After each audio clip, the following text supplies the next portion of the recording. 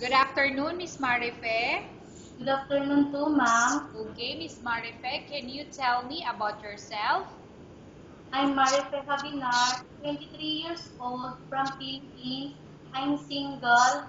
I'm college undergraduate, but I have already graduated vocational course for caregiving. Okay, I have some questions for you to answer, so let's start. Why do you want to work as a maid? Ma'am, because I want to support my family for their needs. Okay, why you choose Malaysia when there is a lot of other country? Ma'am, I choose Malaysia because Malaysia is a beautiful country. How are you qualified for this job? Ma'am, I'm qualified because I'm a hardworking, honest, and I'm mentally and physically fit. May I know what is your education level is? I'm a college undergraduate, but I'm already finished my vocational course for caregiving. Okay. May I know, I'm sorry, what is your recent working experience? My previous experience, I'm a sales lady for G&G Pharmacy for 6 months and Pharmaca Concepcion for 6 months and 4 months for private caregiver, ma'am. Okay. Have you worked abroad before? No, ma'am. Do you have experience of taking care of baby? I don't have experience, ma'am. But are you willing to take care a baby? Yes, ma'am, I'm willing to take care of a baby. How about elder or older people? Do you have the experience?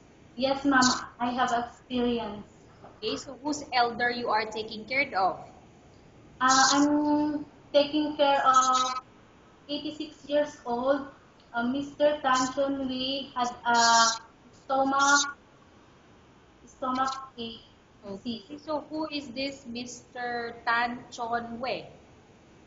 My patient, ma'am. Okay.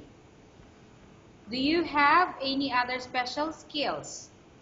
Yes, ma'am. I know how to cook. I in a household course, gardening. Okay. Are you willing to learn new skills? Yes, ma'am. Are you willing to work with a family where the mother-in-law or any relatives stay together? Yes, ma'am. I will. Currently, are you still working now? No, ma'am. Do you know how to cook? Yes, ma'am. What sort of food can you cook?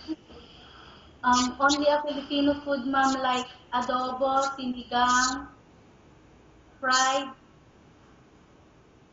Okay. Are you aware that we'll have to do washing, cleaning, ironing, and cooking? Yes, ma'am. I will.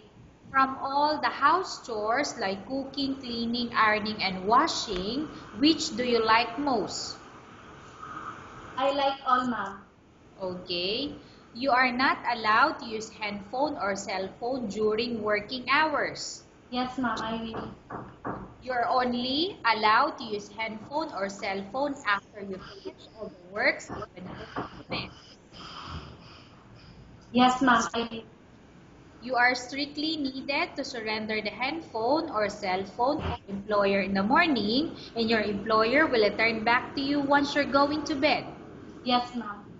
If ever your employer finds out that you're abusing of using your handphone and it's affected your work performance, your employer will confiscate your handphone and you're not allowed to hold it anymore. Instead, your employer will allow you to call to your family 3 times in a month. You're only allowed to bring normal phone and you're not allowed to bring smartphone. Are you agreed for the terms and condition? Yes, ma'am. I will. Are you agreed to the rules and regulation for the handphone? Yes, ma'am. I will. How many years is the contract as you agreed and understand? 2 years, ma'am. Can you describe for me your ethics or your attitude? Um, I'm honest, ma'am. I'm loyal, and most of all, I'm hardworking person. Okay. How can you assure to us that you will work hard in Malaysia? Because, ma'am, I need a job for my family to support them. Okay. Can you promise not to use the telephone without the permission of your employer? Yes, ma'am, I will. Can you promise not to put on makeup but to dress properly while work? Yes, ma'am, I will. Can you promise not to invite friends and relatives without the consent of your employer? Yes, ma'am, I will. Can you promise not to ask for advance salary from your employer under any circumstances? Yes, ma'am, I will. Do you really understand of the rules and regulation of the agency? Yes, ma'am, I will. Do you pay any placement fee for you to come to Malaysia to work as a maid? No, ma'am. Do you have any history of sickness, example breast cancer or any other illness? No, ma'am. Do you suffer from any skin diseases, allergy or physical defect? No, ma'am. Have you suffered from any serious illness? No, ma'am. Do you smoke? No, ma'am. Do you have any tattoo in your body? No, ma'am, I don't have. Do you take any prohibited drugs before? No, ma'am. Have you undergone any operation or surgery? No, ma'am. Are you medically fit? Yes, ma'am. Are you in any medication? No, ma'am. Are you allergic with any food? No, ma'am. Are you prepared to work for the employer of any race? Yes, ma'am. Are you prepared to eat the type of food taken or given by your employer? Yes, ma'am.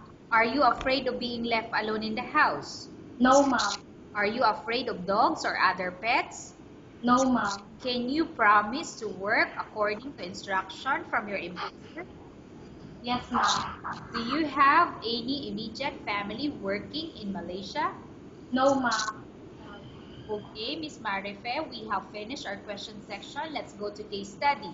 I have a case study for you and want you to answer me truthfully.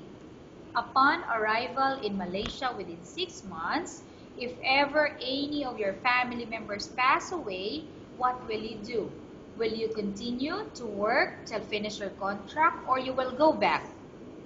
If my employer wants me to go home, ma'am, I will go back. But if no, ma'am, I will surely finish my contract, Okay, so you have to finish your contract no matter what. no matter what happens, ma'am. Yes, it is. Tell us about yourself and why do you want to work in Malaysia as domestic helper? Ma'am, I want to go Malaysia for the job because I want to support my family for the financial and I want to give them their needs for to give them a better future. Okay, Miss Marife, what do you want to tell to your employer who watching your video? Ma'am, sir, please choose me because I need a job for my family to support them and I'm a hardworking person. I'm hardworking person and I want to give my family a better future. Okay, thank you very much, Miss Marife. We will update your agency if there's any selection made by the employer. Yes, ma'am. Thank you.